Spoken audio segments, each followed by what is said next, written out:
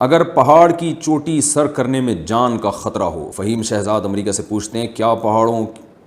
پہاڑوں پر کوہ پیمائی جس سے جان جانے کا بھی خطرہ ہو، کیا یہ جائز ہے یا نہیں؟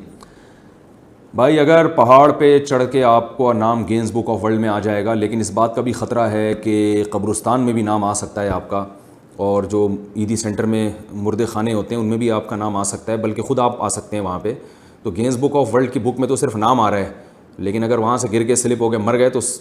جو عیدی سینٹر ہے اس کے مردہ خانے میں صرف نام نہیں آئے گا بلکہ آپ پورے آ جائیں گے اس میں۔ تو ایسا خطرہ جس کا کوئی دنیا یا دینی فائدہ بھی نہ ہو، ایسا خطرہ مول لینا جائز نہیں ہے، اپنے آپ کو اس طرح سے ہلاکت میں ڈالنا جائز نہیں ہے۔ تو کوہ پیمائی وہی کرے، پہاڑوں پہ وہی جائے جس کو غالب گمان یقین کے درجے میں، یعنی 100% یقین تو ظاہر ہے کسی کو نہیں ہوتا،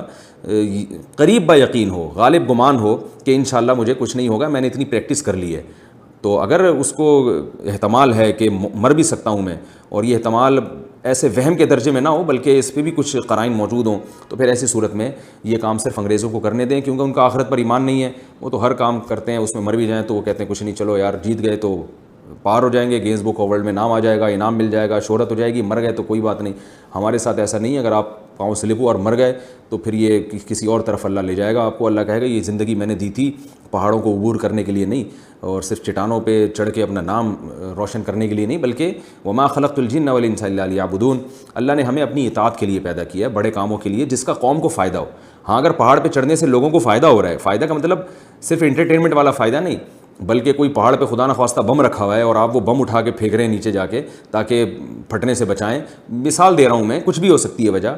یا پہاڑ پر کی چوٹی پر کوئی ایسا چشمہ دریافت ہو گیا ہے، یا وہاں کوئی ایسی کان دریافت ہو گئی ہے سونے کی کہ آپ جائیں گے تو قوم کو بڑا فائدہ ہوگا، تو آپ پھر تو رسک لیا جا سکتا ہے۔ بلا وجہ صرف